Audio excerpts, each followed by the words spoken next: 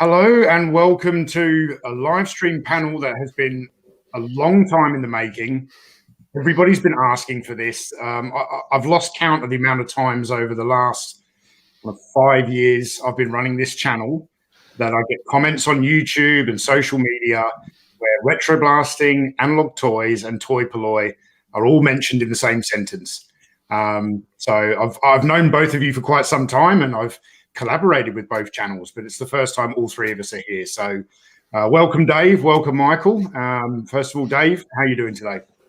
I'm doing good. It's really nice to finally sort of chat, all in person. As you say, we've sort of spoken via messages and stuff over the years. And yeah, you've appeared in my Pocket Money Memories project a couple of times, and Michael has as well. So I think this is the first time that we've ever sort of got together and said hello, as in person as we can get, spread out across the world as we are. Yeah. I would just like to thank Toy Polloi in advance, because I know that he prefers a certain type of format of video, and he went to a Herculean effort to get a perfect on-camera impersonator to be here today, and I would like to thank Toy Polloi for doing that. This is actually an animatronic. I'm supplying the voice, and I've got people in here sort of puppeteering something. So that does not shock me. I mean, I absolutely believe that you have that ability, and that you are actually a animatronic, but an excellently made one, I must say. Yeah, it's a high quality one. Yeah, it's higher quality than the sort of Pirates of the Caribbean of olden days. I'm not going to just sort of jerk about, 407 years ago, our forefathers. Yeah. I wanted to know real quick. I don't think I know how you and Analog got connected. How did that occur? I think we just sort of chat. I'm sure you started up when you started up your channel, Tony, I think we just started chatting, or I sent you a message. We have traded packages a couple of times, sort of, we've swapped sort of bits and bobs. So I'm just going to turn my phone off. I thought I already had turned my phone off. I think we... criminal! I think we had... Oh, well, I'm amateur at this, it's just all new to me. I think we just chatted because of some videos that Tony put up, but it might well have been an Action Man related thing or something like that. Right. And then Tony sent me a box of stuff. I actually mentioned this in one of the other. He sent me some toys, one of which is a Rambo figure, which is the only Rambo figure I have. And then I sent him some stuff back, bits and bobs I didn't think he would have in his collection. So, like all these things, you just chat with people. Like toy-related people seem to chat quite freely about things. So you send people messages, and if they respond, you then start up a sort of conversation. So the normal way, I would say. Yeah. Well, sorry, Tony, go ahead. I actually remember it very well. And even though I've already thanked you before, Dave, in probably emails or messages, this is the first time I've got the opportunity to sincerely thank you face to face. The first time we actually connected is you put out a video talking about YouTube channels that you watched, and you featured Analog Toys. And that really gave my channel a boost in the early days when people need a leg up to get going. I really appreciate, and this is just how kind and sincere Dave is. He actually doesn't remember that he did that for my channel, and I'm sure it was your video that that was the one. It pushed me through a milestone. I don't remember if it was 5,000 subs or something like that. So I sincerely thank you for that. And obviously, Michael, you've done a very similar video where you've said some very kind things about the channel. So thank you to you as well. Now I'm panicking because I'm going, I remember that video, and I'm going, were both of you guys in that video? Please tell me Toy Polloi was in that video too. Oh, yes. It's one of those things you do, though. I think other people have done it to me. So I was watching channels and saw a load that I really enjoyed that don't have many subscribers. And it's at that point you just think, well, it's a shame these people don't have many subscribers. So you just, I've got a free slot next week. I'll make a little video and I'll say, watch these. I'm really enjoying them, because if I like them, chances are you'll like them. I think you Right. just do that. So I honestly I can't remember doing that, Tony, but I'm glad I did. It's obviously it obviously worked. But I know people do it for me, and I've had sort of boosts in my YouTubing career from people saying or just mentioning me during a video, and all of a sudden you wake up in the morning and you go to bed with a subscriber count that's sort of minimal. You wake up the next day and there's like 1,000 more. And you're like, well, I didn't. Was my last video that good? You know, but it's because someone else mentions you, and it's like it's really nice that happens. So I think a lot of people do it, or I assume a lot of people do this. Can you rattle off? Let's all just rattle off real quick, just names, three channels that you like, that you think that everybody here should go check out, just real fast. I'm enjoying. What? No, not like. 3 that aren't sitting here right now. Just 3 channels that you like, that you think. I'm enjoying Gen X Toys, Jodi's channel. I think his is a good one. I also enjoy 2 Cent Toys, who I was on his live stream a couple of days ago. I think I'm doing a one tomorrow with him as well. I enjoyed those. And then non-toy related, know another toy, Bare Metal HW, but he has masses of subscribers, so I'm not, you shouldn't really promote him. He's doing too well for himself. But I love his channel. I love he just fixes up Bare Metal Hot Wheel. He does Hot Wheels toys. I absolutely love his stuff. He's so clever. So I watch him religiously. Yeah. Tony? Well, definitely for me, it would be the Infinity Equation. I originally went there because I'd interviewed Bobby Valla, and he mentioned he was on this Friday night podcast. It's a lot of like modern action figure news, which I do like to keep up with, even though I don't collect a lot of modern. But I kind of went there for Bobby, stayed for the toys, and then stayed much longer for the atmosphere around that particular podcast.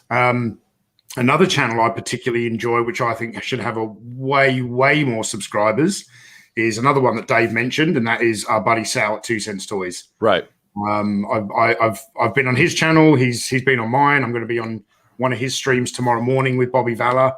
Bobby just mentioned in the last stream I was on that he's got a big Action Force announcement in that military stream tomorrow. So yeah, I caught the end. Yeah, I'm hoping that really, if Bobby's promoting that on social media and everything, and all the Action Force kind of gang promote it, that'll bring some new viewers to 2 Cents Toys.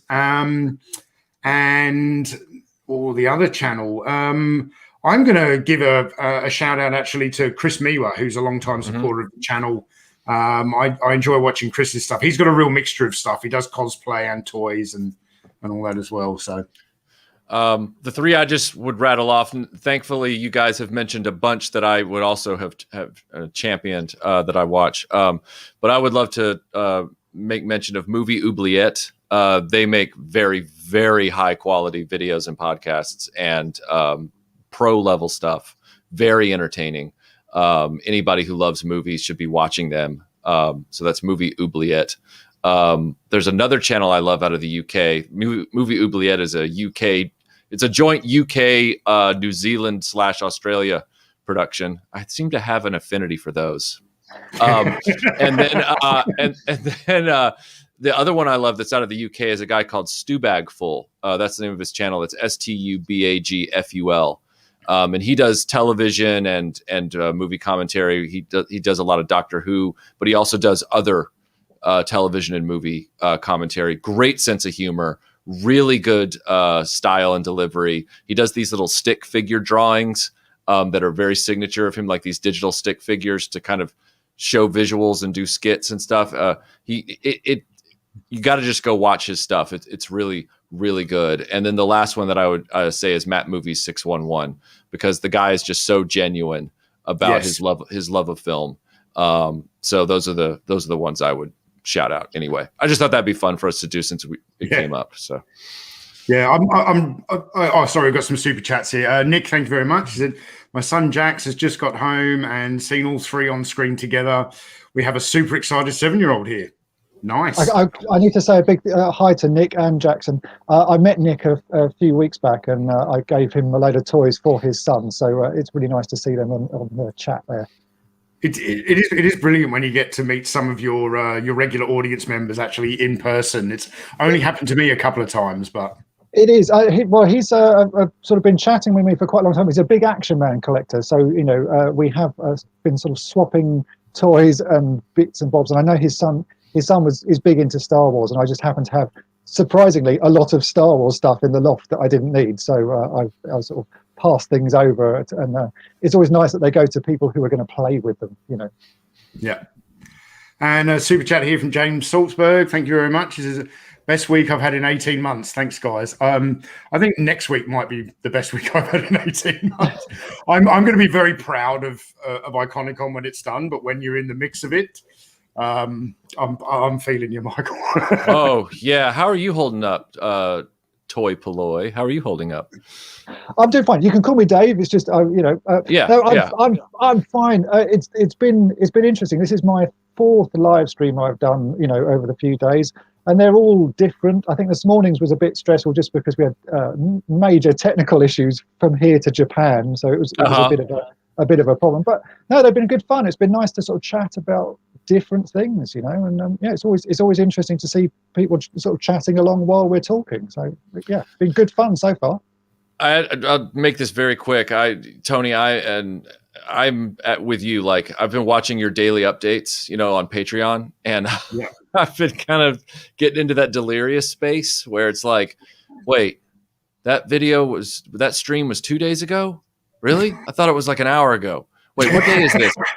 So I get up this morning because we've got, Reclaimers Vintage Toys is here for the whole run, and they're staying here at the HQ, and Tim Whitten is staying here, and so all the guest bedrooms are full and all that kind of stuff. And Melinda and I, we firmly believe that the success to a happy, long-standing relationship is separate bathrooms, and so my bathroom has been taken over, by somebody else. So this is the first time this morning, actually, that I've ever actually used the master bathroom shower. So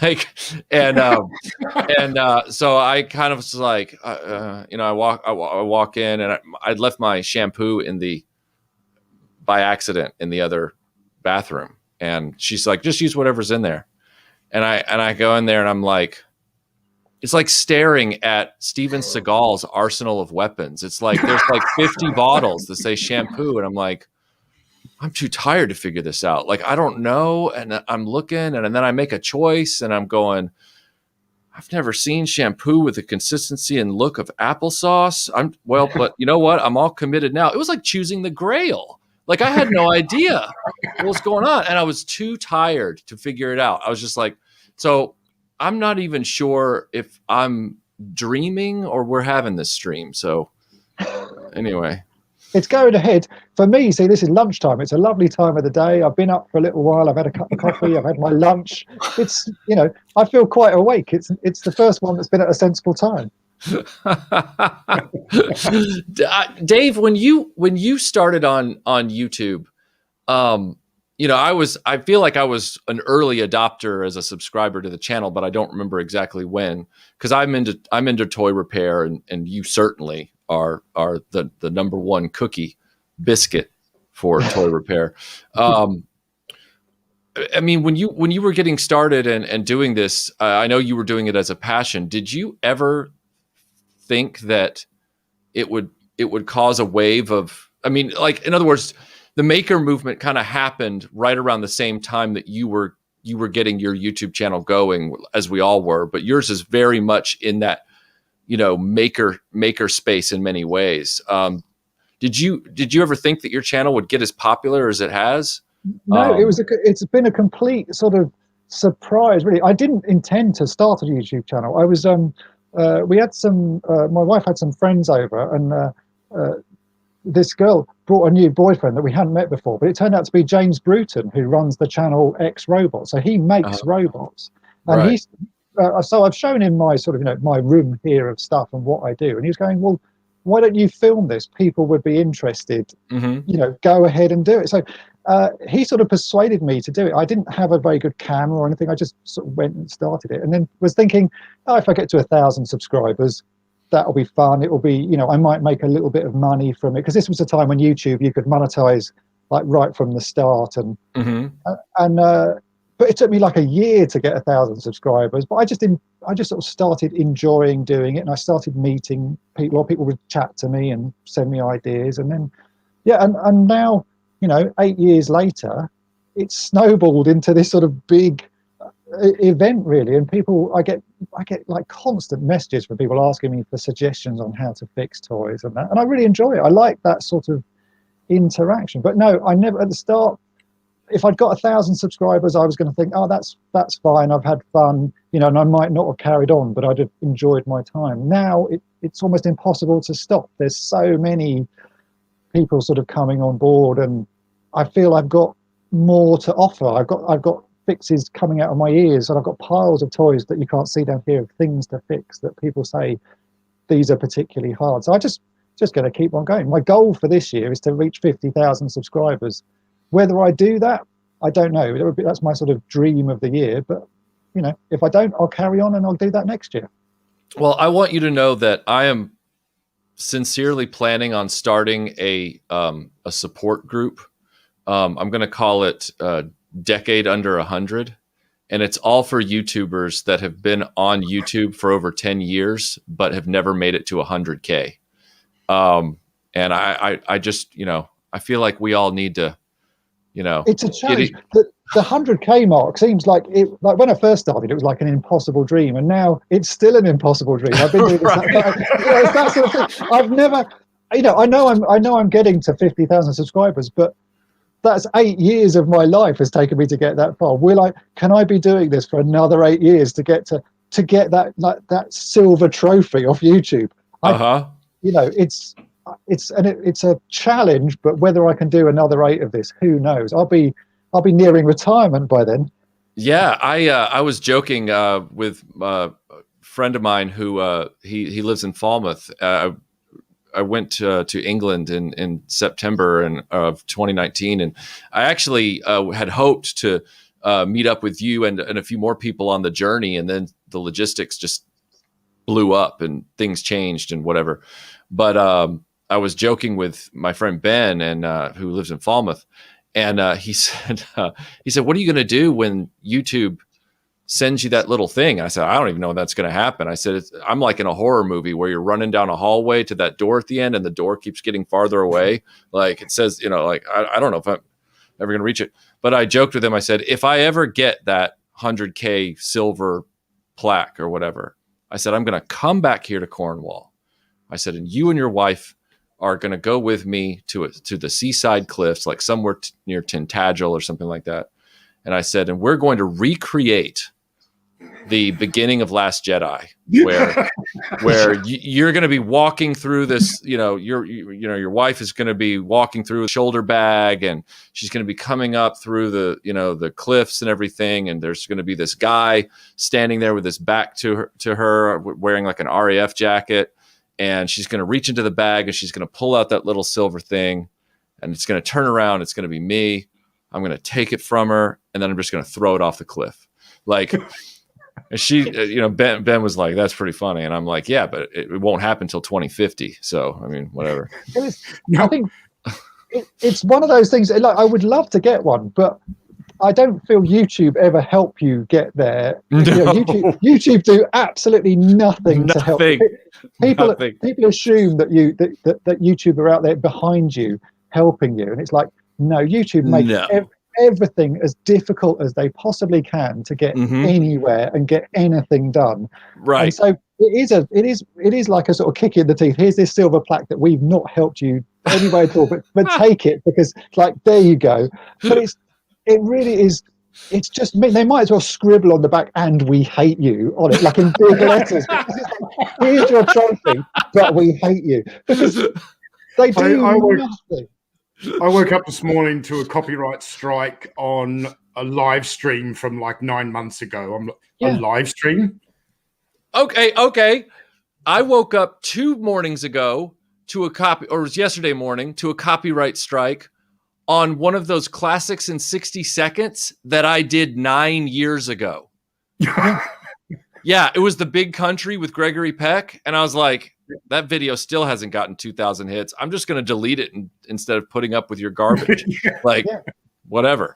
No, it's really they make life as a YouTuber frustrating, even though it's their company. But the way I look at it is, until you've reached 100,000 subscribers, you make them so little money that they don't care. You're actually a drain on their resources, and that's the other thing I think. Like, a lot of people assume that because you run a YouTube channel and you're mildly successful, that you're rolling in cash. I still have a full-time day job, because this doesn't pay at all. This is not a job, and there's no at no point can I see this being a full-time job. It's just pocket money. Yeah, it's like maybe next week, if this video does well, we can get a pizza. Yeah.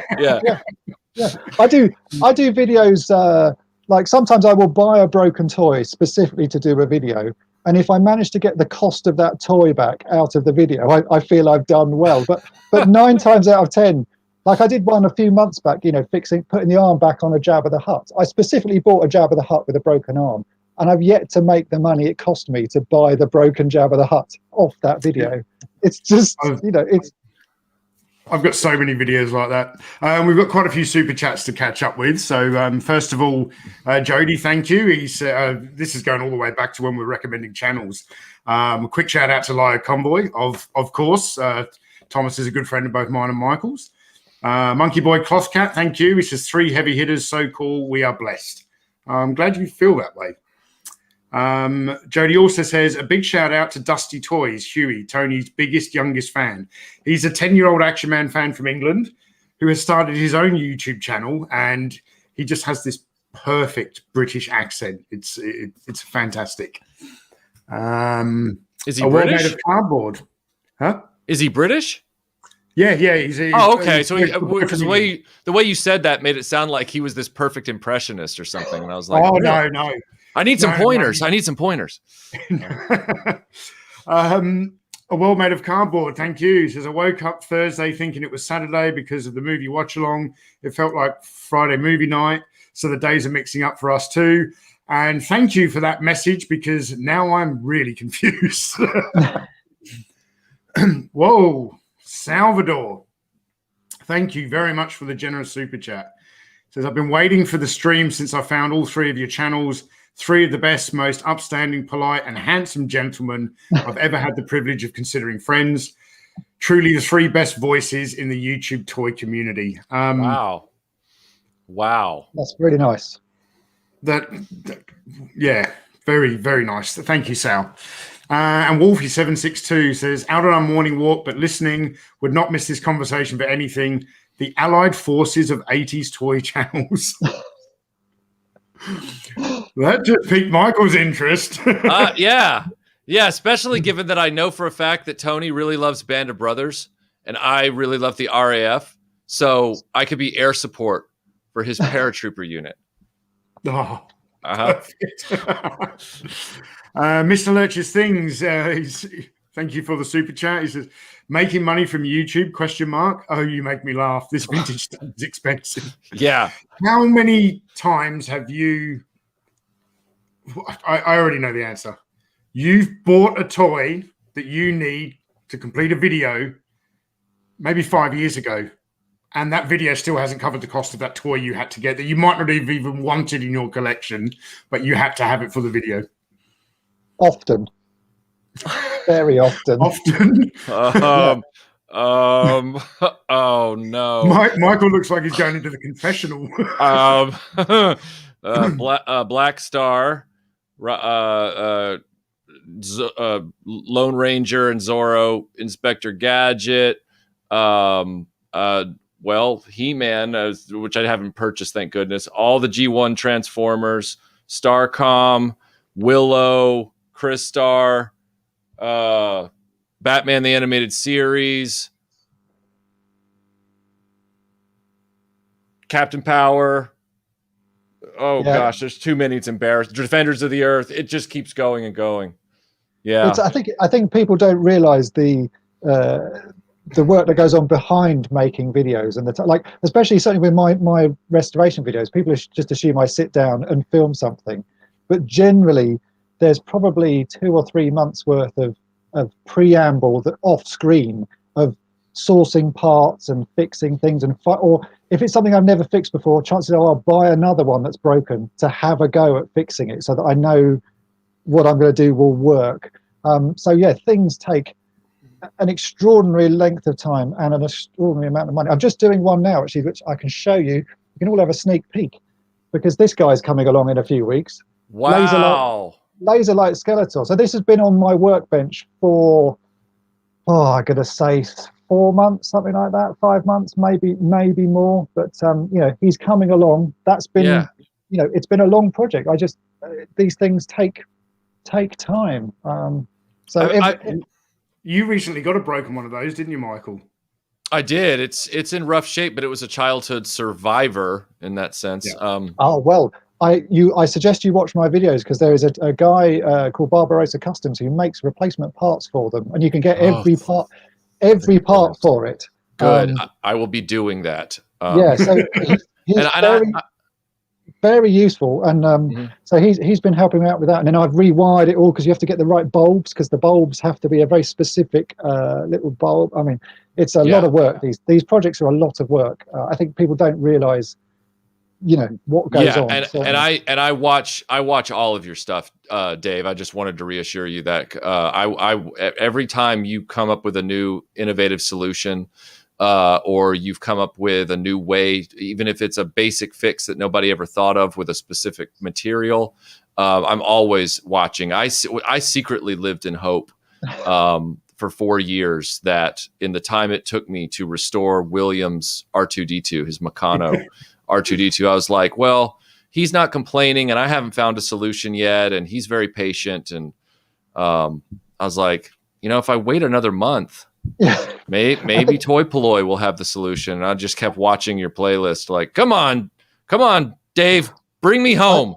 I have lots of those. I actually have the 12-inch R2-D2. I've just filmed a video doing the 12-inch R2-D2, and in that one, I like to take things a little bit further these days. I don't like to just swap parts out. I always feel feels like a bit of a cop out. I want to, because as a child I would have never been able to find a replacement part, so I like to go deep in and make stuff from scratch. And so for the 12-inch R2-D2, I've made the Death Star plans from scratch, just for the fun of doing, fun of doing it. So I still try and push the envelope on my fixes. It's for me, that's the fun part of doing things that no one else would think of. Right.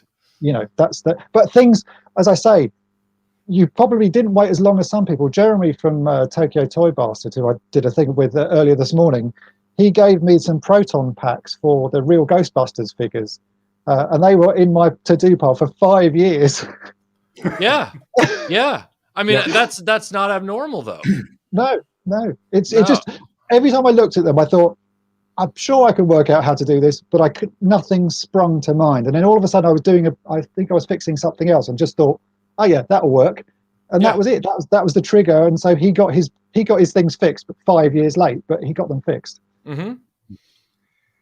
We have a ton more super chats here to go through. So Connor Fuller, thank you. He says, Tony, Dave and Michael, thank you for all the amazing content you have given us over the years. 3 great guys with great channels. Very kind.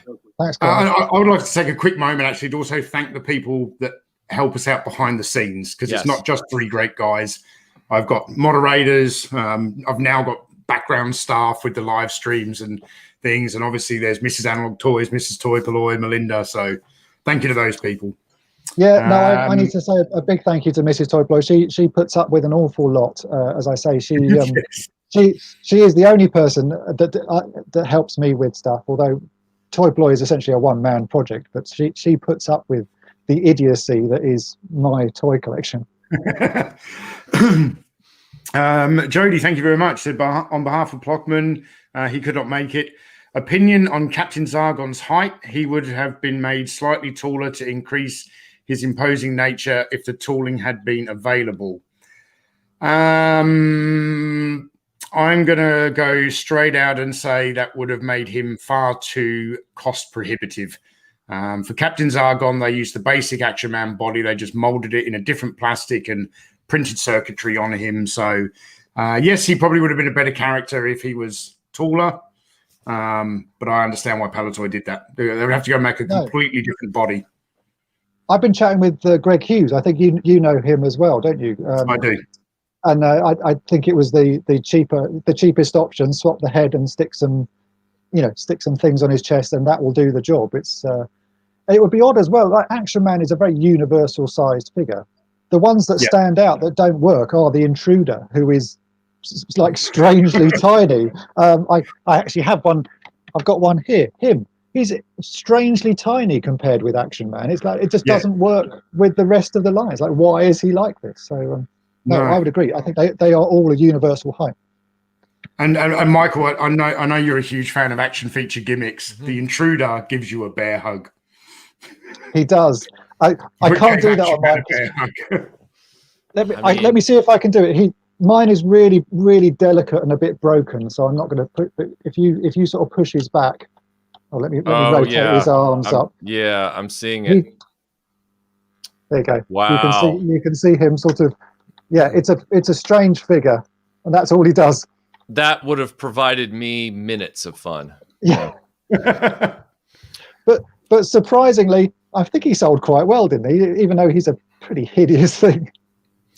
I'm not sure that he sold well. Oh no! Right. Mr. Lurch's Things, thank you. He would like to give a shout out to Toy Galaxy. You're more than welcome to do that. Bearded Geek Toy Reviews says, loving the chat and the whole online convention. Keep up the good work, everyone. Love your channels, Jason. Thank you, Jason. And Marvel Collector UK. Love all three channels. Inspired to repair my Mego Batman and working on getting an Action Force attack track completed. Thank you, guys. Thank you for the super chat. Are we all caught up? So, Tony, this is a question that is probably good for everybody here. Is like, what started at some point? Childhood stopped. What started you collecting again? As an adult, what was the sort of the kickoff for you for why you, or did you never stop? Well, I did stop in my early teenage years, but when I think back a bit about it now, I just transitioned into model making. I used to do a lot of Tamiya 1/35 scale World War II pieces of armor. I was into the Hero Quest board game, things like, so I still kind of had that sort of interest. But in all honesty, Dave, I knew I was going to be a toy collector at around the age of 6 because I would go into my local Gamleys with my dad. I might be getting an Action Force figure or an outfit for Action Man. And my dad would buy Britain's metal model soldiers, and we would come home and he would put them in a glass cabinet in the corner of the living room. And seeing my dad do that, I just thought, well, that's what you do when you get older.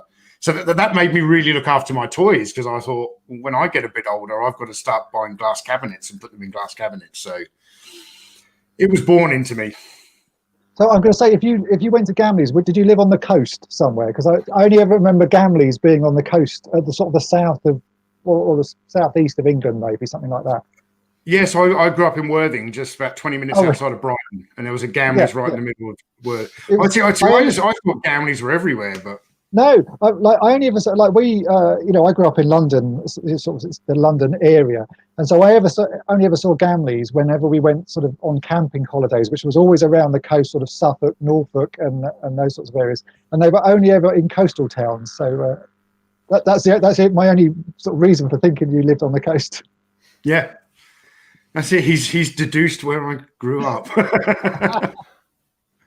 And Dusty's voice is in the chat. Says hi, Tony. Thanks, Huey. So I really just wanted to have a casual chat today, because I knew there would be a lot for us to talk about. I've used this phrase with Michael before in some social media messages that we kind of fight from the same trenches of life, with that trench being YouTube. And it's good to know, like seeing you come on, Dave. YouTube, they don't help you, right? But obviously you've kind of told the story how you started your YouTube channel. Have you, RetroBlasting and Toy Polloi, been around about the same time? I think we were. I think you started slightly before me. I started back in 2014, January 2014. Really? Okay. I thought that you and I were like 6 months apart, but or something. I was guesstimating, but yeah, because I started in May of 2012, so I did not realize you were 2 years after me. That's amazing. Okay. Yeah. It was I remember my toy birthday as January 14th, 2014. So this January I've been doing it for 8 years. So I think you're a couple of years ahead of me. Wow. In time. But it's like subscriber count wise, I think you've always been a chunk ahead of me. But I don't think you've ever like we say, because YouTube doesn't help.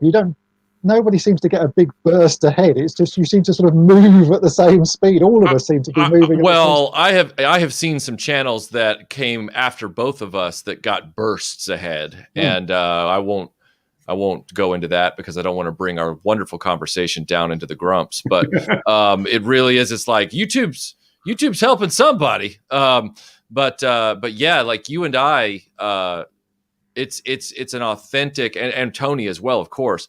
It's just an authentic voice, just doing this for the love of it, and just continuing to try and climb that mountain of sand. I'd certainly rather have people who watch my channel like the stuff I do just for they like it for me and for what I do, rather than just being on some bandwagon. And I think that is certainly what my audience is now. It's just the people who watch are the people who like what I do, and they've generally, if they've subscribed, and they've stayed as subscribers all that time. I don't seem to lose that many people. And I think that's a better way of building a channel, not this sort of sudden leap of popularity.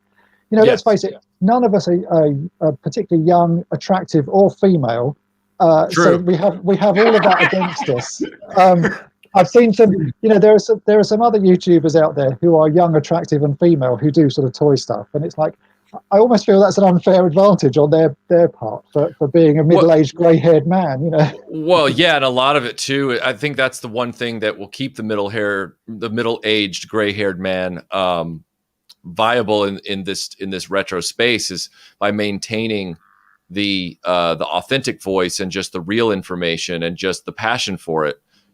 I would like, for example, nobody wants to watch a 55-year-old guy still trying to be a 20-year-old social media hype man. Like nobody, it's like, hey guys, we're going to talk about Lionel Trains today. Woo. And you're just kind of sitting there going, wow, man. Like, no. Yeah. And that's a total fiction. I just made that particular YouTuber up. There's no akin YouTuber that I'm aware of that's that guy, everybody. So just, certainly, I think you certainly have to go down your own route. And I think we've all done that in our way. Like when I started, I was watching people who were much there's a lot of American toy related channels. I think there were very few British ones there. And the American style of presenting is a lot more over the top and excitable. And that's just not me. I'm not an over the top excitable person. So I thought, well, I would just do it in my own, it may sound boring, it may be quiet, it may be soft spoken or whatever, but I'll do it in my own way. I don't want to pretend. I've never wanted to pretend to be something I'm not. And you see a lot of channels that do try to be that, a bit more,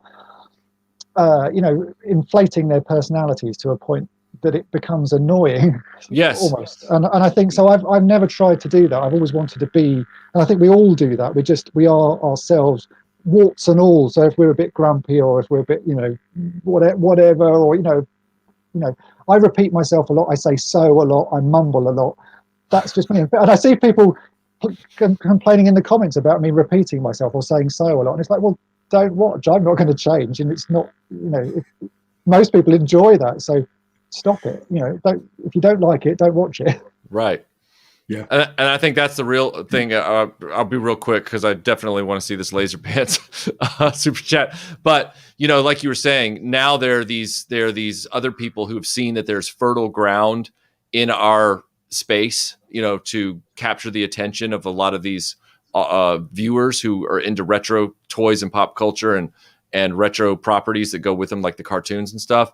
And so I joke sarcastically all the time about, great, now we've got people who aspired to be Instagram models that didn't make it, that now have decided they're just going to jump in and be, toy channels, or people who are one step away from being an OnlyFans performer, and they're doing toy stuff, and it's just like, and all the viewers are like, ooh, and then they try to recommend those channels to me, and I'm like, nah, I'm not really into that, guys. Like, I'm not going there. I'm not doing that. No, I'm going to keep, yeah. It's like from the restoration side of things, which is predominantly what my channel is. I watched some of those sort of fake restoration videos that you see, like someone walking around and they'll just happen to find a Game Boy, it like stuck in the dirt, and then right. They get home, they'll clean it, and then miraculously at the end there's this brand new Game Boy there. And those sorts of videos get millions and millions of views. So I did a fake one of those like last year. Sometimes I walked up the road, I just happened to find a stormtrooper and cleaned it up and did this.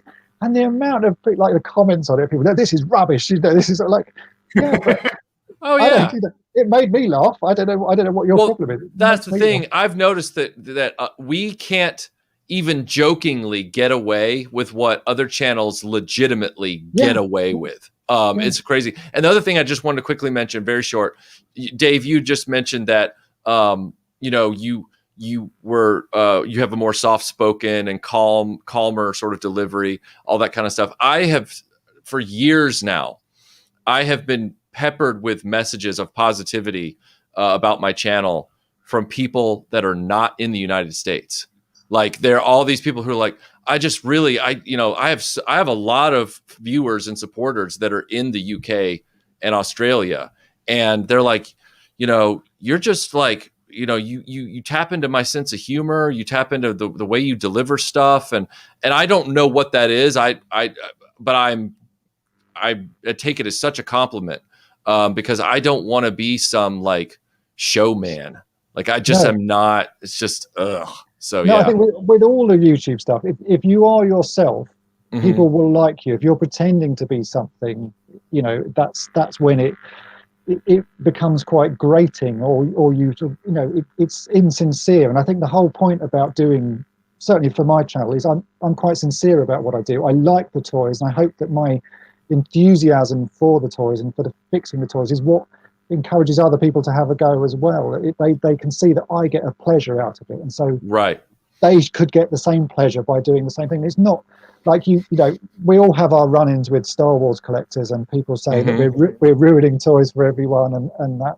But as far as I see it, I'm playing with toys still, and I think other people can see that you're playing with toys and you're getting enjoyment out of it. It's not all about the worth of them, or how many you've got, or whatever. It's the enjoyment you get from it, and that's really important. Is play with your toys, enjoy them. Don't worry about the money. Don't worry, all of that. Don't worry about someone else has got something better than you. Don't worry about that. Enjoy what you've got and play with it and make the most of it. So 100%. Yeah, it's that I try to get across, certainly the enthusiasm for what we're doing. And I think you guys do the same. It's that sort of, there is negativity in the toy world. I think there's negativity in the world in general. The internet brings out the worst in people. I try and completely let that pass me by and just keep on the bit I want to do, and the naysayers can go away. Yeah, you learn early on to try and ignore most of the YouTube commenters, most of the trolls. Sometimes you can't. No, it becomes an issue. Sometimes they get very bad. I'm fairly intolerant of anything. If I read a comment on my channel that makes me think in any way, I will just delete it. I don't even bother leaving it anymore. And especially if people swear in the comments, they get removed immediately. I want my channel to be for everyone. A lot of the people watch with their kids, and that's the whole point. We're dealing with toys, so I want to keep it friendly for everyone. General audience. Yeah. We better catch up on these super chats. Laser Pants, thank you very much, Ryan. He got up at 5 a.m. on Saturday, so I wouldn't miss this stream. Of all the excellent content in Iconicon, this has been the panel I've most looked forward to. Thank you, fine gents. So thank you, Ryan. Thanks for getting up early. Now that we're all here, let's talk about Repro Star Wars. we can do that. We can talk about Repro Star Wars. Let's get I'm happy to. I think there's a few more super chats here. So James Longdon, thank you. Hi guys, thanks for all the inspiration to collect and repair toys from my childhood. You would have got that mostly from these two gentlemen. I don't do a lot of restoration, but thank you. This chat is jumping on me. Anthony Whitehead, thank you very much. He said, I know you're all working non-stop. Get some extra caffeine on me. Iconicon is amazing. Thank you. Yeah, I am going to need some caffeine before the next panel for sure. I'll be coming in with a coffee. Chris Miwa, thank you. He says, quality reviews really count. Again, a big shout out to everyone involved with Iconicon, also behind the camera. This event is all about that quality. That's something I've certainly tried to pride myself with on my channel. You know, I didn't start off strong just because of the type of equipment that I had. Much like yourself, Dave, you just got on with what you had. But for me, it was more about putting that quality into actually what I was saying to my audience and being authentic and being myself. And I think people worry when you start up a YouTube channel that you have to have expensive equipment and all the right stuff. And actually, that's not important. If what you're saying and what you're doing is interesting, the quality of the video, if it's a bit ropey, the quality of the sound, if it's a bit ropey, doesn't actually matter because people will enjoy what you're saying. So I think that puts a lot of people off. Like my equipment here is still really quite amateur and quite sort of rubbish, but it doesn't matter. People still watch, and you know that's what it's about. And so I don't think anyone who wants to start a YouTube channel should be put off by thinking, "Oh, I've got to have a great camera, I've got to have great lights, got to have microphones, all of that, or good editing equipment." Don't, just go for it. If people like it, people will watch. It worked for Doctor Who. Yes. Vintage Toy Rush, thank you very much. First ever super chat. Oh, first ever super chat. Thank you. Thanks, Dave. Thanks for your hard work and effort on each of your channels and Iconicon. Thank you. And Beta Ray Bob, if you guys were animated and I had a blue towel tied around, where is this going? Okay. Yeah. I just got to the end as well. That's acceptable. That's fine. That's fine. I had to pause myself then and read the rest of it.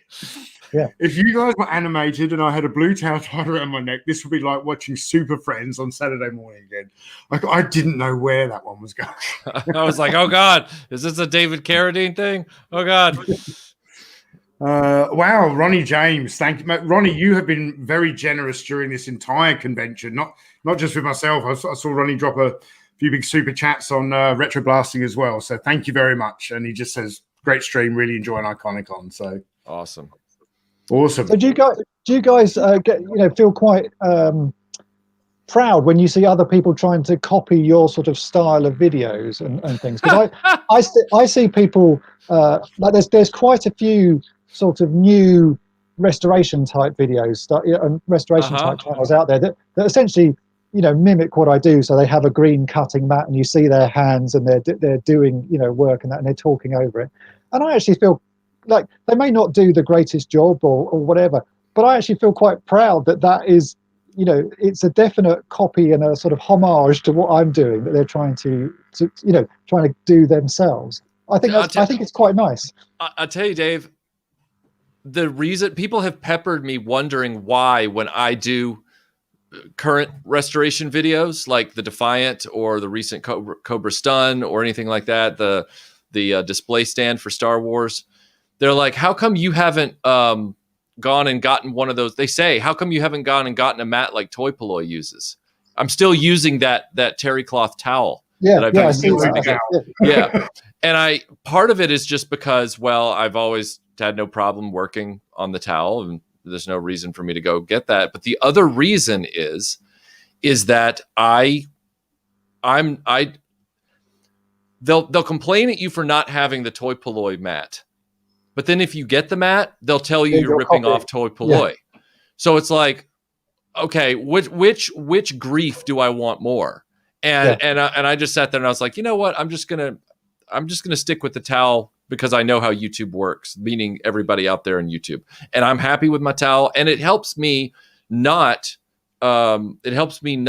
look like I'm a larger channel, you know, aping a smaller channel stuff, which I know how that feels too. So it's just a better thing all around for me to keep using my, you know, towel. Yeah, but my the tan towel.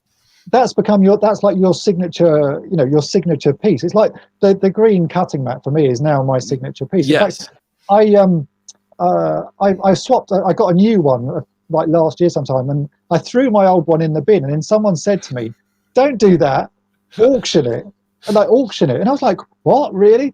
So I happened to have a picture frame, so I framed it up and I signed it, and I auctioned it for charity. I made about £110 for charity with my old cutting mat because people wanted it. I was like, that's just nuts. But it was brilliant because it was, you know, it all went to a good cause. And but I'd literally, it was in the bin. I had to go and pull this thing out of the bin to do this.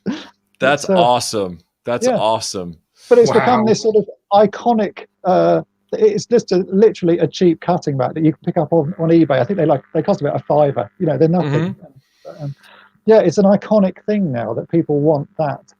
Like I get a lot of people moaning that I use a box cutter to cut plastic and stuff. They all keep saying I need to use proper scalpels and knives and stuff. And I use this really rubbish box cutter that I've had for years. And every time people say I need to get a better knife, it just makes me more determined to use this old box cutter. Yeah. You kind of just stick to your guns. You're like, well, wait a second. I'm doing this. It's like, in many ways, it's like when people try to give me pointers on my Skeletor impression.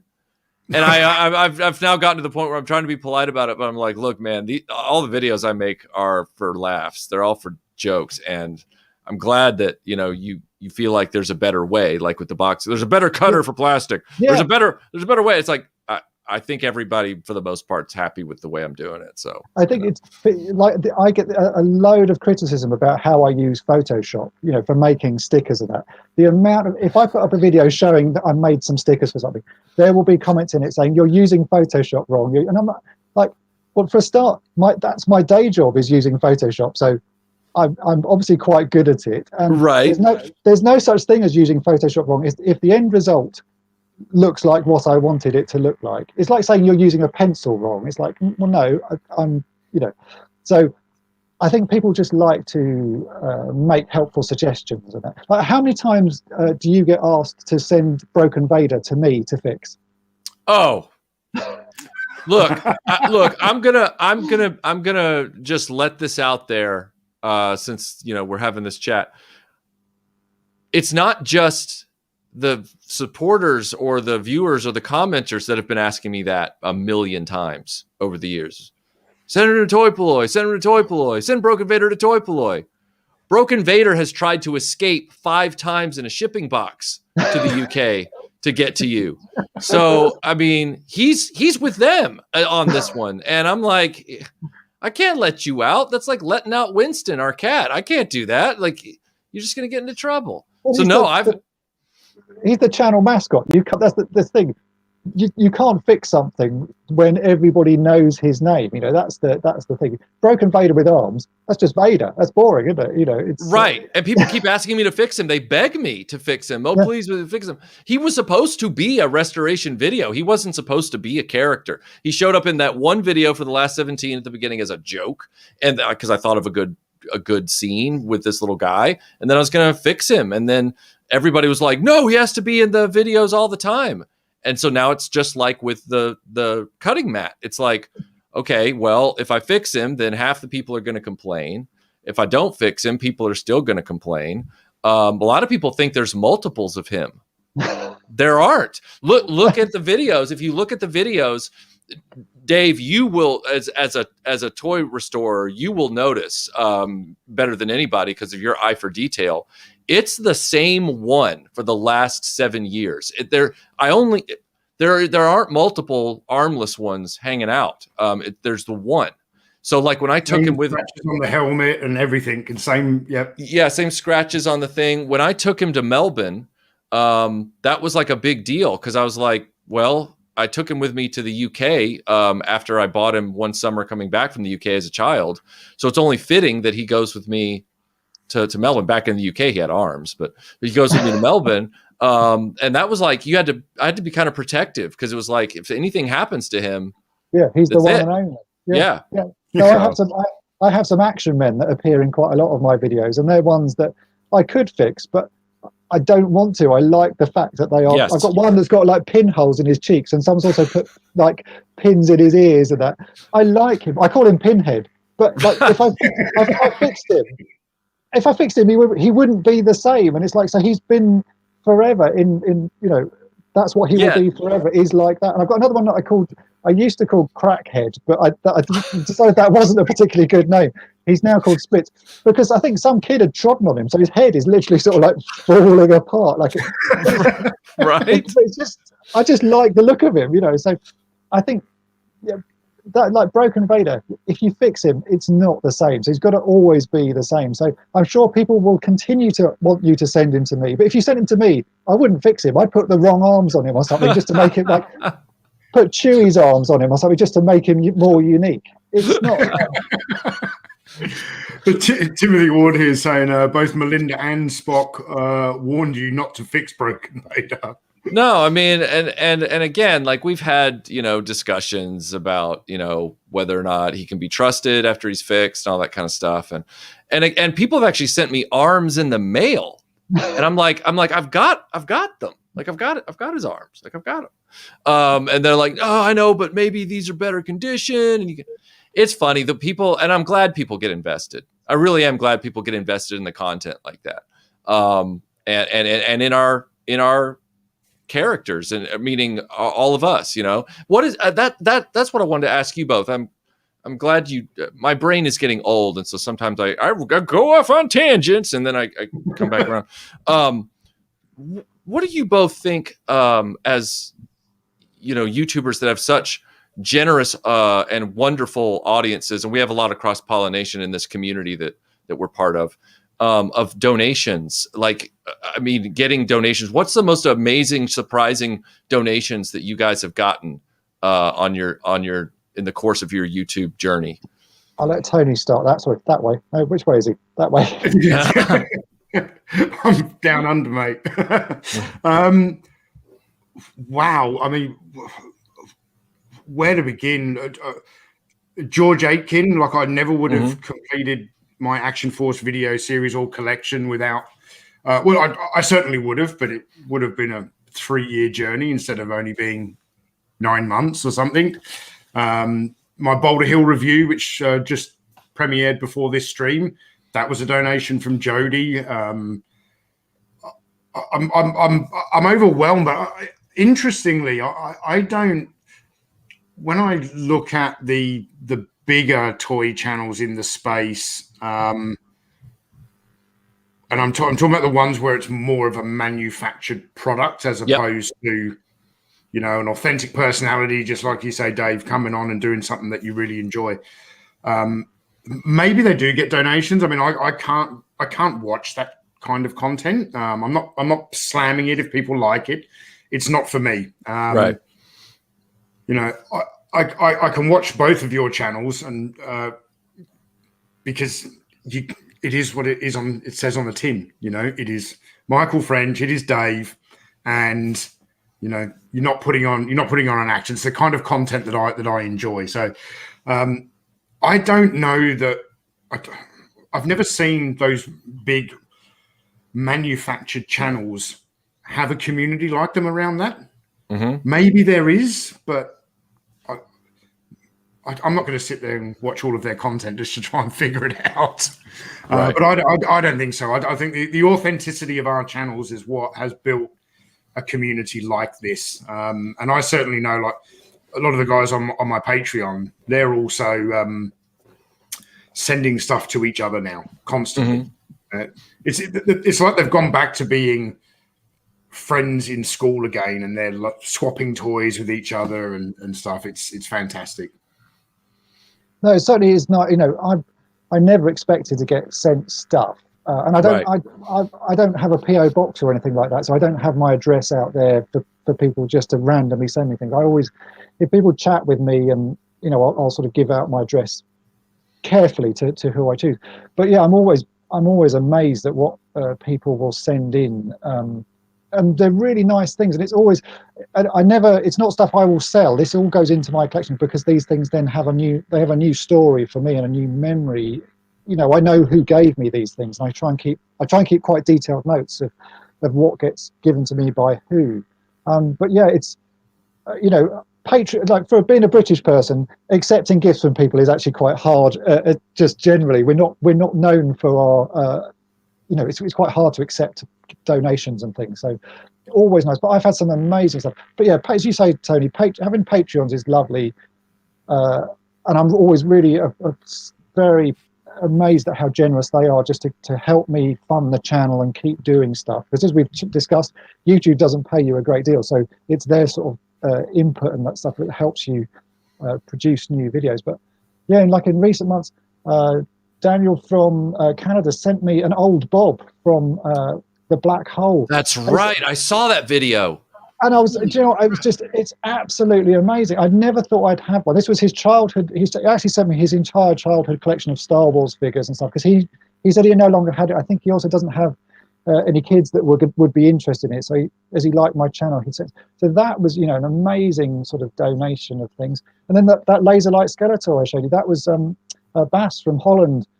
Just sent me a whole box of broken figures, and in that were 2 broken laser light Skeletor. So I assume he's obviously repaired some, and this is just his leftovers. But right, and to me, that's an amazing, like, a box of broken toys is like the most amazing gift I can get. It's like, because it's just I'm like, oh my word. So yeah, it's really just amazing how generous people are. But I try and give back as well. If people contact me and say, well, I'm fixing this and I need this, if I've got it and I've got it spare, I'll try and send it to them, because it's nice to be able to help other people's projects and collections. And you know, you can't keep it all. Let's face it, you literally can't keep all the toys in the world. So if someone has got things that need fixing and I've got the bit, I'll try and help where I can. But so I think generally it's a lovely community where we all sort of pull together and try and help each other. I think that's the whole point of it, really. Yeah, I have the exact same philosophy.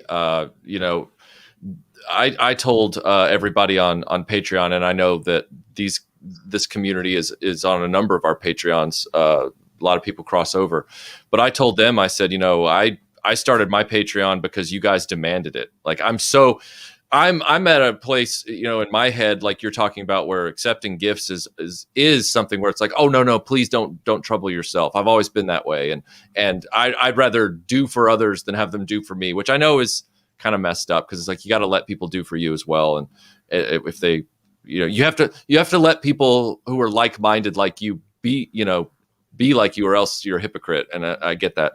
But I told them, I said, you know, you guys wanted the Patreon, and I was shocked and humbled, and I started the Patreon. But that's why, like, the RetroBlasting Patreon doesn't have, aside from like you're talking about with your comments, Dave, where it's like, be nice to each other, don't do personal attacks, don't be rude. And they have it. They're not. They're a great bunch of people. But like in the community tab and all that kind of stuff, absolutely, like, promote your work on YouTube, promote your stuff. This is your place. Like, this is the place, the house you built. So there are no, like, you can't post links here that aren't about RetroBlasting. Like, I don't know. No, I think it's all about, just sort of bigging up. Certainly, on Patreon, I see a lot of people post in the community things that they've, you know, videos they're working on stuff, and that's great, because it's nice to be able to see their stuff.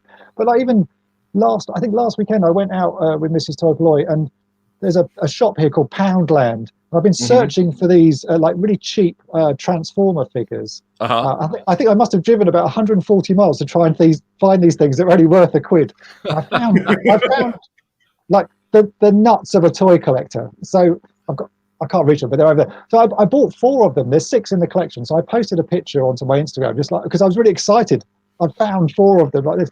And within an hour, people said, oh, I've got the other 2, I'll post them to you. Like, it's almost instant that someone else had, you know, they've got spares, or they'd found them in their shop, and, you know, they'll stick them in the post to me. It's like, it's really incredible. So I always, like, with those sorts of things, I have gifts to give back. I've got notebooks and Toy Polloi badges and stickers and stuff. So I always try and, no matter what you help me with, I will send you a Toy Polloi sort of gift back, just it may be a small thing, but it's a sign of hopefully of my appreciation for your help in what I'm doing and what I'm collecting, and that's. Yeah, that's what I do. That's what I do with the parts and stuff too. Like you said, like I keep my ear to the ground with everybody in the community, and like I sent out Fortress of Fangs parts a few months ago, or about a month ago, and I sent out a Black Star Mara that I had laying around to another guy in the community. I mean, I like you, Dave. I didn't want any money for it. I mean, like you said, you can't own and hoard everything, and if it's not getting circulated, it's not helping. It's not helping the community at all. No, it's and sometimes you get really nice messages from people. Like I had a lady get in touch with me on Facebook because she was I think she was fostering a young boy and was actually trying to adopt him, but he'd really got into Action Man and she was, I think she'd bought him an Action Man for Christmas. And it's like, so I had a quick rummage in my boxes and I sent her an outfit, like a really nice outfit to go just to give to her sort of foster child as a present, just because it was a nice the message that she sent me was so nice and so, it just seems like, well, I feel like I want to send you something just to make your son's life enjoyable as well, like you've done. The joy that I got from reading your message, I'll give that back to you, sort of thing. Yeah. So, I think that's what I mean. There's a lot that goes on in the background that you can't say in the videos you do. It's just stuff you do because you want to help everyone else, or you want to try and sort of help everyone else. Tony, and I don't know, Dave, I can't recall if you do a lot of live streaming, but I know Tony does. And there's this running joke at RetroBlasting now where I have to I want to talk about toys, obviously, and people are so generous that I'm now trying to self-edit myself. Tony, do you find that to be the case? Because if you say something, you're afraid it's going to show up in the post, and that's not why you're talking about it, right? Like you're just trying to. 100%. Like I made a video about Action Force International Heroes completing the 1987 collection of all the figures. It was something I've been trying to do for 30 odd years. And although I completed the figure collection, there was one accessory missing from one figure, and that was Dusty's bipod. Mm-hmm. And to just buy that one accessory on its own, it's not cheap. It's $40, $50. Right. I've got 3 of them now. but it's also gotten to the point, Jody gifted me Boulder Hill. Chris Meewer sent me some mask toys, and I've always wanted to collect masks, so I kind of went all in and started buying stuff. And I would be talking about stuff on the channel, like wanting to talk about it, but like you say, struggling with whether I should self-edit. And then I go out and I'm purchasing stuff. I bought a rhino for myself. Came from the Netherlands, wasn't cheap. And I'm thinking, if a rhino turns up on my doorstep that hasn't come from this eBay seller in the Netherlands, it was going to make me feel terrible that an audience member has done this. So I don't know about you. I've almost considered shutting down my PO box. Well, see, that's why I don't have one, because then I know people can't randomly send me things and be generous. It sort of stops that. But I know what you mean. If you mention something, I don't do live streams at all. This is all of my videos are as is. So they're generally filmed about 2 months in advance. So chances are, if I mention something in the video, by the time you've seen it, I've already got it because I've filmed the next one. So, but people are incredibly generous, and the problem I get is if I show something, then I get people saying, "I never knew that existed. I've now got to go and buy it," and I feel like I start encourage people's collections to get bigger and prices to rise on things unnecessarily. Like, I'm sure when I first started running Toy Polloi, I talked a lot about Fisher Price Adventure people because I absolutely loved them, and they were really cheap to buy at that time. You could buy figures for £1, and easily. And now I think lots of Star Wars collectors have run out of things Star Wars to buy, so they're now collecting those and bumping the prices up on this stuff. And I sort of feel I might be to blame. I'm sorry, Dave. Go ahead. I didn't mean to interrupt you. No, that's right. I sort of feel I might be to blame for the price rises, but and also encouraging people to collect things they hadn't collected before. I've had people more than once, but I specifically remember a message I got, I guess it was about 2 years ago, out of the blue from a guy. I can't remember if it was on Facebook or Twitter. There's so many ways to send RetroBlasting a message, and he said, "Hey," he said, "You're not going to be doing a video about," I can't remember what it was. I don't remember if it was Secret Wars or Defenders of the Earth or something like that. He said, "You're not going to be doing a video about that anytime soon, are you?" And I said, "Oh no, that's what it was." It was Bionic 6. That's what it was. And this is 2 years ago. And he said, "You're not getting that." That's why he asked, because the Bionic 6 joke was going on. That's what it was.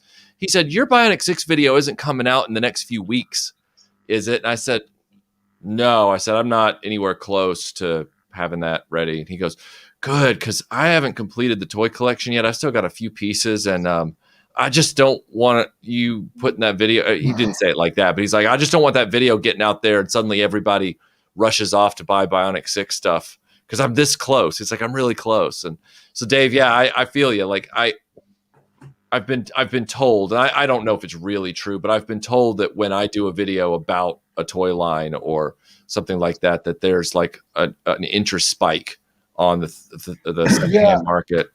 I think I did a video must be a couple of months back now, about supercharging Ram Man from He-Man. Mm-hmm. And I sort of jokingly put out a thing a few weeks before saying, you better buy them now because prices are going to rise. And right. I had some guy message me saying he'd bought two, and then was really disappointed in my video. And it was a joke on my part, but I was just. Well, you heard about that. Sorry, Tony. What did you say? I understood that reference. I'll just quickly catch up with the super chats while I'm here. Scuba Pete, thank you very much. He said this is behalf on George Aitken. He's working this weekend, and big props to George. He also works for the NHS. So, Gojatron, thank you very much. He says, "I was going to ask a question, but there's no need. Carry on, gentlemen. Excellent conversation." and Michael Schaefer says, "My favorite thing to see Dave fix is one of my toys. So much fun."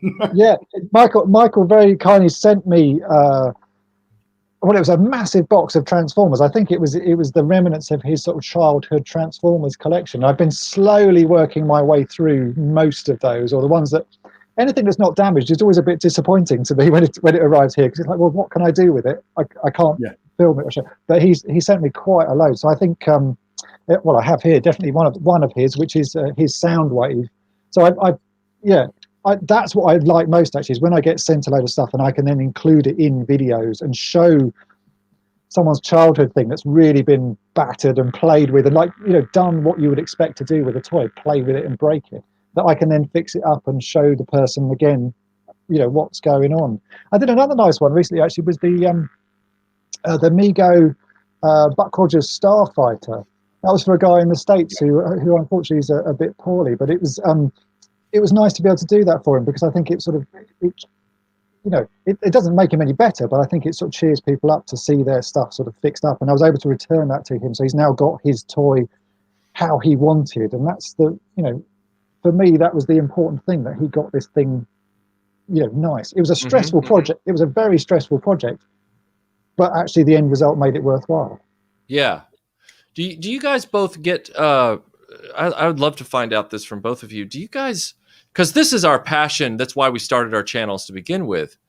And sometimes, Melinda will say, you need to just go do something that's going to get that's not work. And I looked at her one day and I said, right, but everything that I do for fun, I now do for work.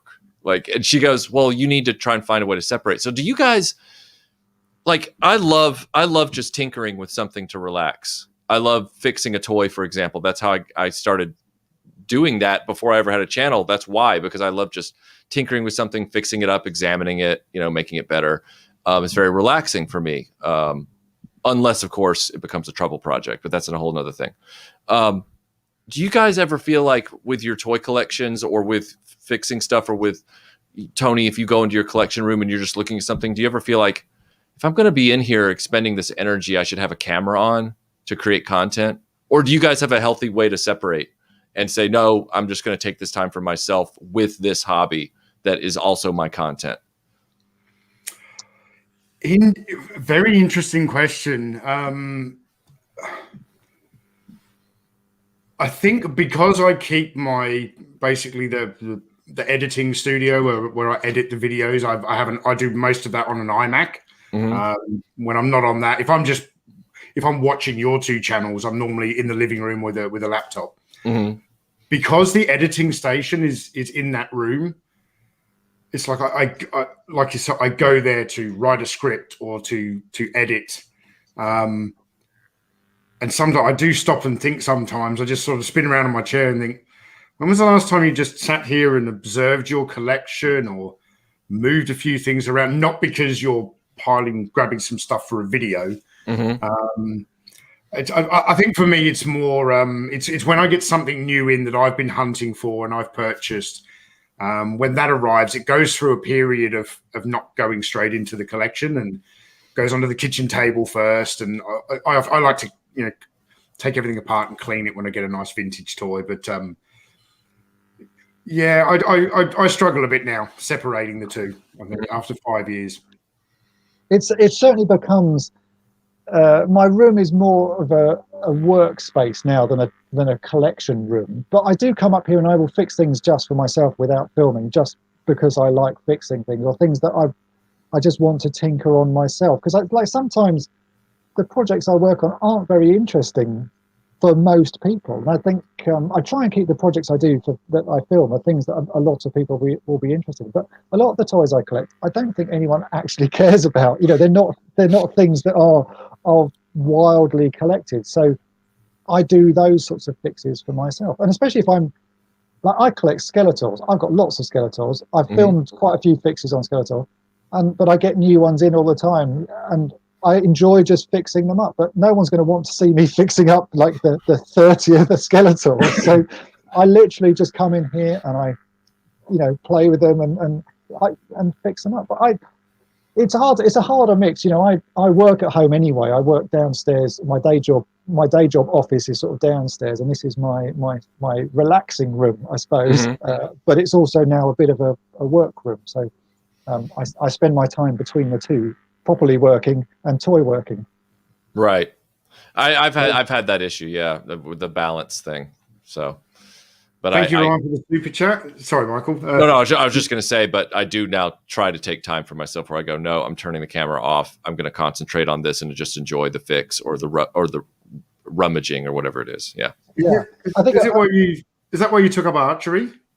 Yes, it is. That is why I took up archery. Yeah, to try and do something where I can step out the back door of the studio into my back lawn and just zone out for a little while. So yeah. I used to do a lot of fishing, but probably 18 months ago I just stopped. All my free time is the channel now. Right. I think for me, like a lot of my toy repairing, I class as waiting for paint to dry. So I'll do something, or I'll film part of a project, and then there'll be 2 hours waiting for paint to dry. So I will go and do something else. I won't film. I live in quite an old house that always needs DIY. So at the moment, I'm decorating the downstairs toilet. And that's right. So I do a bit of filming. I go downstairs, do a bit of painting. I've got some tiling to do, and then I'll go out and mow the lawn while I'm waiting for paint to dry, which is, what I always say to Mrs. Toy, she's like, "What are you doing?" I'm waiting for paint to dry. It's just I almost need that put on a badge at some point because, toy fixing is a lot of patience. Yes. Catch up with the super chats. Ryan Sweeney, thank you very much. Just because you're all amazing. Oh, that's very kind. Yes. Mobile Recluse says, really enjoy the authenticity of the 3 channels and those who are part of Iconicon. We were, what's the word I want to use? We wanted to attract authentic channels to Iconicon. And I feel we've been successful in that. So, Gert, thank you very much. So thanks for all your great content and an amazing Iconicon. Thank you. Very welcome. Brendan Haley, thank you very much. $15 Australian. It says, you guys started for toys. You have changed and improved lives. Hats off to you all. I'm humbled that you feel that way, sir. As am I. Michael Hinkson, good morning from the desert sunrise in Reno. I've just realized that Michael Hinkson always sends you a super chat. I think this is the first time I've been reading one of these. I think. Apologies, Michael, if it's not the first time, but I just thought for a moment like Michael or Melinda should be reading this. Good morning from the desert sunrise in Reno, Nevada. I wanted to say congratulations with Iconicon. The convention has been awesome. Thank you. Thank you very much, Michael. You're very welcome, sir. And Kenny Whitty, just wanted to say to you all, for your amazing videos, always a pleasure to watch. Thank you very much. Now, I really thought the three of us were going to get a lot of questions. Mm-hmm. All these super chats just feel like messages of thanks. So to all of our audiences, I genuinely appreciate that. Yeah, no, I think I would say the same. It's always nice to know that the audiences that watch it actually appreciate what we do as a sort of in our channels. And because sometimes it is, certainly for me, I know you guys do live chats all the time and live streams and stuff. I don't. So I sit in my room talking to myself, hour after hour. And then at the end of it, edit, what is hours of footage together to make something and just think, is that interesting? Because it's very hard to tell when you're talking to yourself and playing with toys. But it's nice to know that people do actually appreciate the videos that we all produce and can get enjoyment out of them. So it's lovely to hear. Yeah, I didn't want to do streams. I never wanted to do live streams. Tim and Melinda cajoled me into doing that because they have the pulse on, oh yeah, we should engage with the viewers, and YouTube and streaming is this new thing. And I was this, grumpy Luddite that was like, nah, I just want to make my videos, and so they finally convinced me and got through the technological hurdle and everything like that. But I still, like you, Dave, I like just doing the video work and finishing the video. And to your point about, liking the fact and being humbled by the fact that you get that feedback where you've done this video, you've talked to yourself for quite a while, you've edited it, and then you get positive feedback and people appreciate it. I was joking with everybody here in the studio last night at 9:30 my time that the Bionic 6 video was about to premiere. And there were all these people in the chat, and there were even comments that had been left days before. This is my favorite show from when I was a kid. And I was like, oh, this is the end of RetroBlasting. Like, this is the end. This is over. I was like, it's been great, everybody. I was telling Melinda and Tim and Matt, I was like, it's been great, everybody. I'm glad we went out on a high note with Iconicon. I hope Tony and Dave and Sal and everybody can do Iconicon next year, and it'll be great. And then, the feedback started coming back in live, and then even in the comments this morning, and it was all just, we love this video. It's so funny. And thanks for making it. And it was worth the wait. And that was really reassuring and validating to know, like you said, that our audiences like what we do. It's funny though, because the video I did, my sort of main video for Iconicon yesterday, I filmed possibly about a month and a half ago, and I hadn't watched it since then. So I sat and watched it along with everyone else yesterday. Right. And, so it's almost new to me. I've probably filmed about 20 videos since then. So I've completely forgotten what I'd done and what I'd done. So it's like, oh, that's quite clever. I didn't remember. I didn't remember doing that. So I actually enjoyed watching myself, which is not something I ever say because I don't. I'm sure you have the same thing. Listening to your own voice is really, like, especially at the early days of YouTubing, listening to your own voice is really hard work. Now it's not so bad, but I actually quite enjoyed watching my own video, which is surprised me. Actually, I would watch it. I must go back and watch some of my other ones and sort of relearn some of the things. No, I think as we said, my very first video, I really sound nervous and pained and like so sort of anxious, and you can hear it in my voice how anxious I am. So hopefully after 8 years I'm a little bit more relaxed with it. But no, it's just nice. It's nice to see other people enjoying your work, and actually that you can enjoy it as well, which I didn't realize I could. Have you guys, either of you ever gone to look up some information that you need for a project you've got going for, one of these things, or and you end up watching your own video again because you didn't realize that was what was going to come up in the search results because you forgot that you had done that? Oh yeah, it's happened to me. Has that happened to you, Tony? Well, Dave, hold that thought. I want you to finish your answer too. I'm sorry, I didn't mean to talk over you, but anyway, someone go first. So, in a way, because I do a lot of research for my videos. Certainly the big feature videos, I do a lot of research. But where I collected Action Man for so many years, and I was just immersed in this one toy line, I feel like since I've run the channel, I will immerse myself in one toy line for a couple of months to work on a video and then move on to something else. And then I remember when I did my Evel Knievel live stream a year or so after, I had to sit down and rewatch my own Toy Histories episode on Evel Knievel because I'm like, I don't remember everything I researched. I'd put all that effort into. I used to be a real sponge for information, and kind of once I got it, if I learned something new about Action Man, it got locked in there and it stayed there.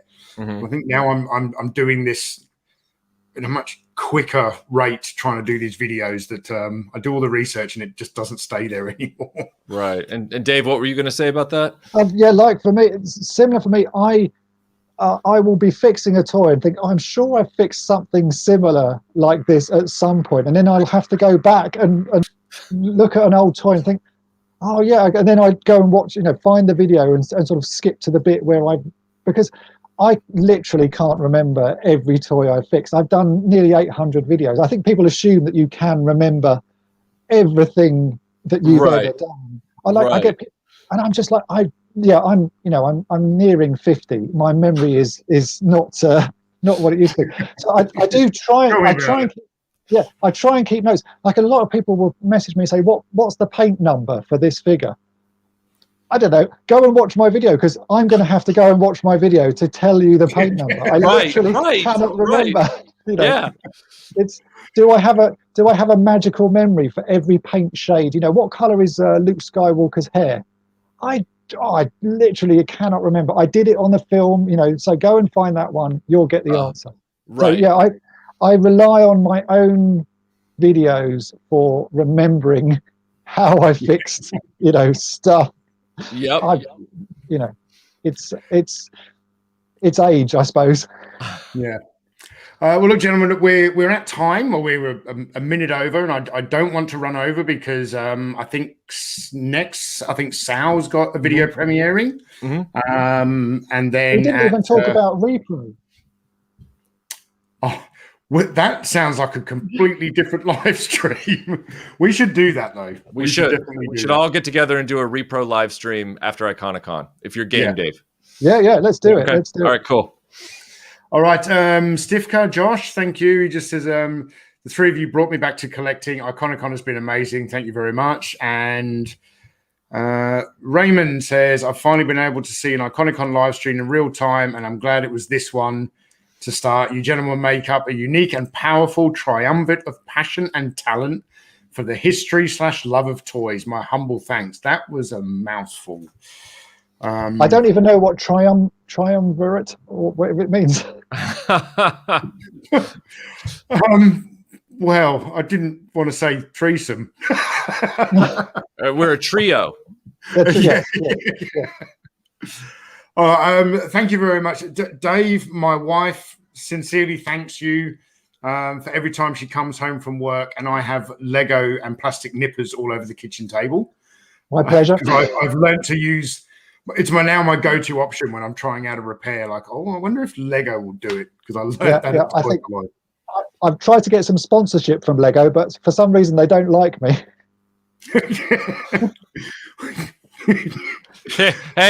Hey, Hasbro, NECA, Tubs, Pop Vinyls. They don't like me. All right, so yeah. Michael, thank you ever so much for the early start today. Sure. And for all the work through Iconicon. It's been amazing. So That's all you and Melinda. That's not me. Mate, you had to watch how many episodes of Bionic 6? Oh, all right. I'll take it then. You're right. Yeah, You're right. Yeah, Yep. and an OBE from the Queen.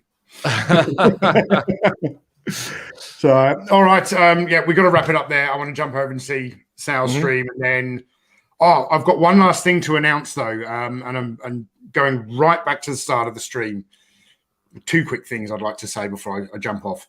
Movie Oubliette, their video about Legend. It's the first movie Oubliette video I have watched. For me, that has been the highlight of Iconicon so far. I was blown away. Yep. If you have not watched it, please go and watch Conrad and Melinda speaking about the American and the European kind of Legend. Yep. And the other announcement is that Matt Movie 611 will be joining me for the Sly Arnie panel. Nice. He mentioned it in the opening ceremony, and I've always wanted to have Matt on the channel. So I don't think he was listed on the schedule, but Matt Movie 611 will be. He's not. We'll fix that. We'll get that up there. I've written it in the video description, but to be honest, I don't think I've actually told Melinda. But I've sent Matthew Kearns the invite because he was very passionate about talking about Sly. So okay. All right. Thank you very much, gentlemen, and enjoy the rest of Iconicon. See you, everyone. Cheers.